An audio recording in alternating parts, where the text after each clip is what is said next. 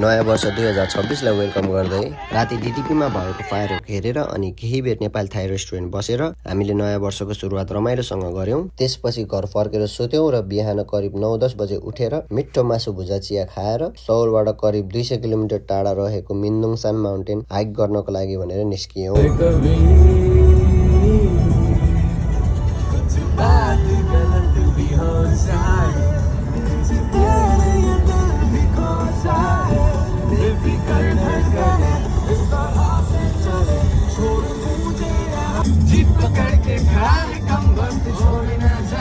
गीत गाउँदै रमाइलो गर्दै करिब 2 घण्टाको यात्रापछि हामी पुग्यौं मिन्दुङसान माउन्टेनको हाइक गर्ने स्टार्टिङ पोइन्टमा। त्यति बेलासम्म हामीलाई भोक लागिसकेको थियो, त्यसैले नजिकैको एउटा रेस्टुरेन्ट गयौं र बिबिम्बाप खायौं। बिबिम्बाप अति नै मिठो थियो र मलाई चाहिँ यो रेस्टुरेन्टको एम्बियन्स पनि अति नै मन परेको थियो। त्यसपछि खाना खाने बित्तिकै के हेर्नु भनेर एकैछिन रेस्ट गरिसकेपछि हामीले हाम्रो हाइक सुरु गर्यौं। हामीलाई बेलुका सौल पनि फर्किनु पर्ने थियो, त्यसैले हामीले चाहिँ सबसे छोटो ट्रेल युज गर्यौं। जति माथि जाँदै गयौं त्यति नै राम्रो भ्यू देखिँदै थियो।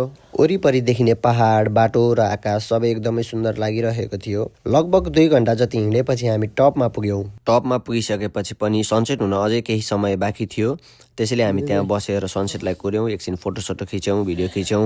मौसम चाहिँ एकदमै चिसो थियो, हात खुट्टा नै जम्ने जस्तो। जाडो महिना भएकोले होला खासै हरियाली पनि थिएन, भएको भए अझै राम्रो देखिन्थ्यो। केही बेरपछि सनसेट पनि भयो। सनसेट यति धेरै राम्रो थियो कि चिसो भएको, गाह्रो भएको सबै नै बिर्सियौं। मौसम एकदमै चिसो भएको कारणले सनसेटको आनन्द एकैछिन मात्र लिएर त्यहाँबाट हामी फर्कियौं। घर पुगेपछि डिनरको लागि हामीले किम्ची चिकन खायौं र न्यू इयर भएर अब थोरै मेग्जु पनि खायौं। त्यही हो, ह्याप्पी न्यू इयर सबैजनालाई। यो पालिको इयर सबैको राम्रो होस् र त्यही हो।